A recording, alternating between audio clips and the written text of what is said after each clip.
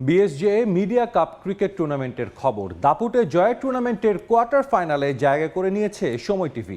এখন টিভিকে 4 উইকেটে হারিয়েছে সময় টিভির ক্রিকেট টিম। মাওলানা ভাসানী স্টেডিয়ামে টস জিতে ফিল্ডিংয়ের সিদ্ধান্ত নেন সময় টিভির অধিনায়ক মাকসুম আলম খান।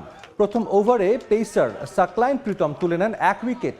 এখন টিভির ব্যাটসম্যানরা শুরুতে খুব একটা সুবিধা করতে পারেননি, তবে চ্যালেঞ্জিং স্কোরের জন্য লড়াই চালিয়ে যান তারা। নাইম তামিমদের নিয়ন্ত্রিত বোলিংয়ে রান তুলতে বেগ পেতে হয় তাদের। শেষ দিকে কিছুটা ব্যাট চালিয়ে স্কোর বোর্ডে 97 রান তোলে এখন টিভি। জবাবে ব্যাট করতে নেমে ইনিংসের প্রথম বলেই 4 হাঁকান সময় টিভির নাইম। তিনি ইনিংস বড় করতে না পারলেও 4 ছক্কার ফুল ঝুরি ছোটান অলরাউন্ডার তামিম হোসেন।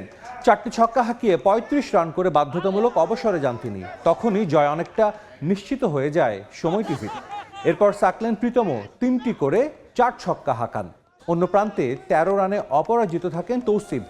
8 বল হাতে রেখে মাত্র 1 উইকেট হারিয়ে জয় তুলে কোয়ার্টার ফাইনালে পা রাখে সময় টিভি। ব্যাট হাতে 34 রান ও 1 উইকেট নিয়ে ম্যাচ সেরা হয়েছেন সাকলাইন। জাতীয় দলের সাবেক অধিনায়ক মোহাম্মদ আশরাফুল উপস্থিত থেকে ম্যাচ সেরা ও জয়ী দলের হাতে পুরস্কার তুলে দেন।